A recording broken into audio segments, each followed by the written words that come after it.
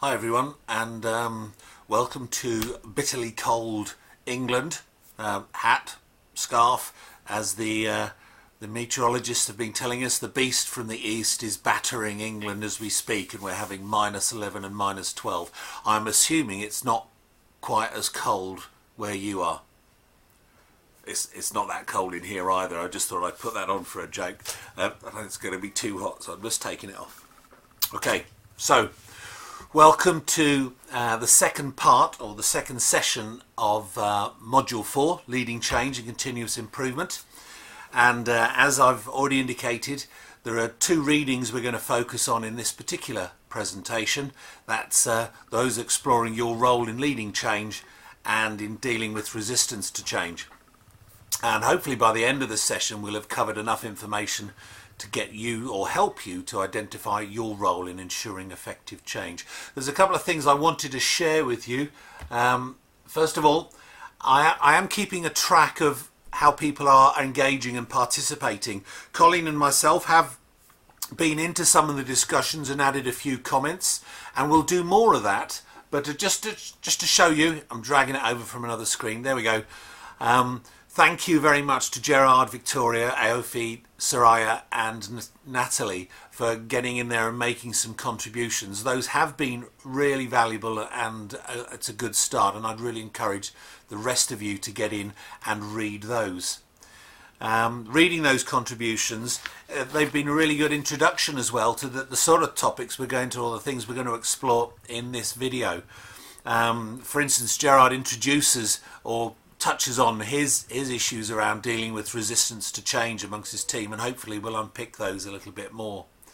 Victoria goes back to making that key point about the moral purpose, and I think sometimes it's important for us, certainly with respect to moral purpose, is to remember that the point of what is it we're trying to do, and making sure that whatever we're selling whatever we're trying to change, is that the people that we're working with do understand the point of it, and also can see what's in it for them as well. That's a key driver in adult learning, recognizing things that have value to us, what we're doing.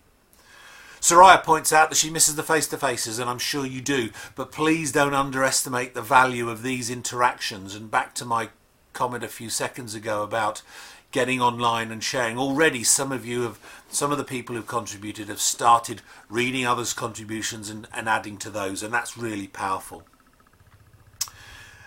So, as I said, what we're going to do is deal with these two readings, and I'm going to start off then with making sure my presentation works. We're going to look at the components of effective change, and it's worth giving you a little bit. I'd like you to think about change management and a simple change management process, and really I'd like you to personalize it yourself, because let's not get into too much of the educational debate at the moment. Just think about what it's like for you when you get yourself a new car, perhaps. How do you manage that change from the current state that you are with the old car to the new state? There's a learning process, isn't there? There's a gradual adoption of a new set of controls, a new way to work. You can change this. It doesn't have to be car. It could be a new phone. Many of us change our phones on a regular basis, and we learn to move from an understanding of one system to a new one. What about a new computer? Or when we get a Windows 10 update that comes in and requires us to change what we're doing? Change management is all about how we get increasingly comfortable, develop control and confidence in leading to a change. And actually, and this is a key point, and we'll perhaps touch on this a little bit later about dealing with resistance. Sometimes people don't want to change what they're doing because of how comfortable they feel with what they're doing. When we come and introduce a new change or something that's going to be different, in some cases we make them feel nervous, we introduce some anxiety, and sometimes when people are stressed or anxious, they will resist change. So it's very much a bit about our role. How do we manage that environment within which we want change to happen? One of the readings focuses very much on Michael Fullan's work and his 10 elements of change. Activity 4.5 picks up on this. I've got a health warning though. Whenever we show you a model or we talk about a theory, we're not saying this is the only theory, this is the only model and you must do this. The whole idea of using models and theories is that it gives you a filter, a way to look at things, a way perhaps to process and order your reality and encourage you to look at it from a slightly different perspective. So Fullan's 10 elements of change, if you were to Google change management models, you'd come up with loads of them out there. And they all operate, or they all can be used in the same way. Filters to help us look at our reality. So that's what we'd like you to do with this. We'd like you to read that and look, pages 9 and 10 picked out on here in particular about his elements of change. And then the activity says, can you share some examples from your own practice for each of Fullan's elements? See if you can unpick what you're doing, have done or intend to do, and to demonstrate those against his suggestions. In particular, have a think about the practical implications of your approach. Consider the impacts of what you're going to do. Bearing in mind that, and from the previous slide, we know that it's about moving people's thinking from a current state to a new state. How far do you think you might adopt some of Fullan's suggestions? What might you do differently as a result of this exercise? How might you manage the impacts on people of what you are proposing? And that leads us on quite nicely really to the next activity, which is your specific role.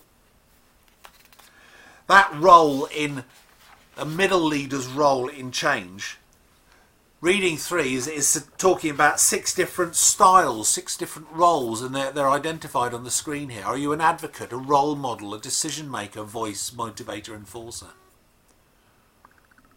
If you were to pick one of those, what do you think would be your default position? The one that, by and large, you revert back to, the one that you go back to when things perhaps get stressful, you go back to being a particular type.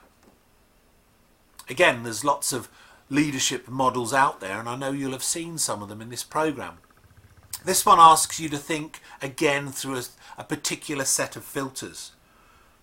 What's your preferred style? And flip that over. Is there one of those roles on there that really you think, I can't do? That's not me. And there's a question there as well. What do you do about a gap? If something is missing, what do you do? What's your role? And it might well be that the answer to that question is, if there is a gap there, and I can see there's a gap in my team, that I have to take on that role. So how do I ensure that I do become the decision maker or the enforcer? I'll also ask you the question on this one.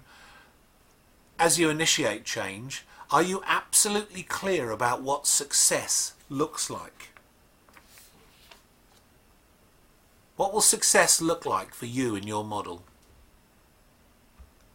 Because of course there are some views that, and there's one, that the most effective leaders, the best leaders, are the ones when the people barely know they exist, when their work is done, their aims fulfilled, your team will say, we did it ourselves.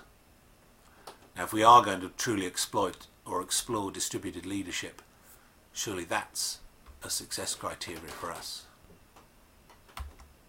So, resistance to change. Why do people resist change? There's an awful lot of research on this, and it's something that all of us as leaders will have encountered at one time or another. Somebody who doesn't want to do what we're doing on a very simple level. And I'm sure some of you will be familiar with this. There's a reaction that all of us do. Your reaction might be similar like this to new technology. It's called the fight or flight reaction. That sometimes when people are put in a situation, a set of circumstances where they're exposed to having to do something new, they immediately run away from it, That's the flight bit. Or they resist it openly. I'm not going to do that. You're not going to get me to do that. I'm not changing. And that's that fight reaction. It's a very common reaction, and all of us do it.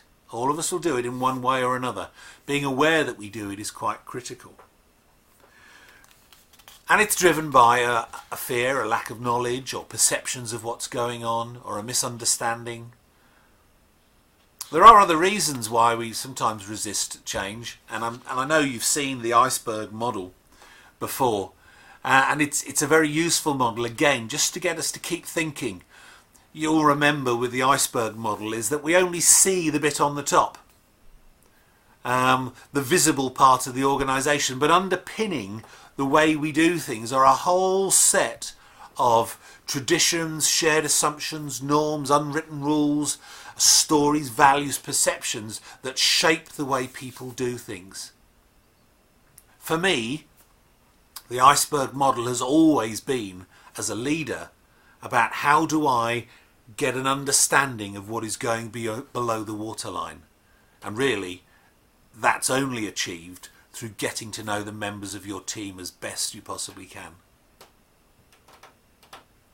There's two little phrases on that diagram I'll just draw your attention to. In the top, we've got a series of, we've got that vision and strategy comment, and next to that it says, the way we say we get things done. Ponder that for a moment. In your schools, you'll have many statements about the way you say you do things. I wonder for a moment, and if you look down to the bottom left-hand side of the diagram, the way we really get things done. You'll know the things I'm talking about, the way actually things get done in this school, and it might be about by a person or a group of people or a particular strategy. Bearing in mind, therefore, that change, sometimes people resist, not just because they're being difficult, not just because they don't like us or they're being bloody-minded. There'll be lots of reasons why sometimes people might resist change. And of course our job as leaders is to try and unpick as much of that as possible. Activity 4.7 really introduces that quite nicely. How do you see your team in terms of change? And that's the point we're making here. Do you know who are the snails, the owls, the tigers, the dogs, this is another model. It's another way of looking at reality through a filter, and it's quite an amusing little filter. Activity 4.7 asks you to use those descriptors and think about your own team. Where would you place them? And considering why they may resist those changes may well actually help you plan how to deliver that change. And there's a key point to that. I want to leave you with a little bit a model that you'll have seen before. The reality of this model is it actually comes from the health service, and it was looked at and it was drawn from the experiences of people who've gone through life-changing experiences. Sometimes it's a death, sometimes it's a life-changing disease, and it's built upon the research that over time people initially start by denying. You'll have heard of this.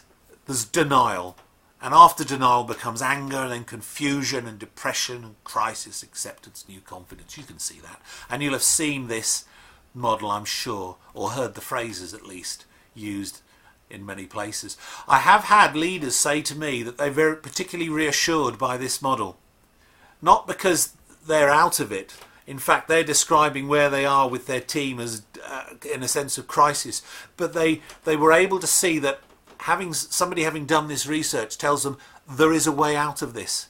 Things will get better, things will change, but you need to continue with that.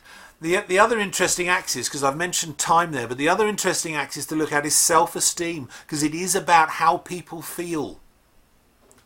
And recognising that when you move people through a change process, their self-esteem will suffer. In particular, if you're asking them to do something that they haven't done before, or indeed they may not think needed to be done, so you've introduced something that is really quite alien to them.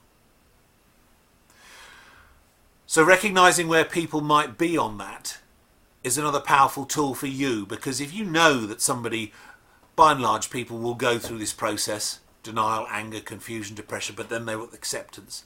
That will help you in your planning, working out where those people are. So activity 4.8 just asks you to do that a little, reflecting on that reading. What have you learned about how you might deal with those who resist change? How are you going to adapt your approach? Because that's the challenge to us as leaders all the time.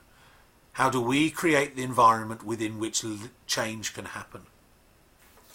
And that's quite a critical one.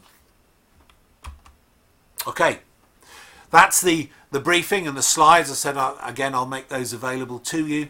To complete the session, you now need to go online, and I'm just going to drag the online page over. There we are. You'll be familiar with this, I know.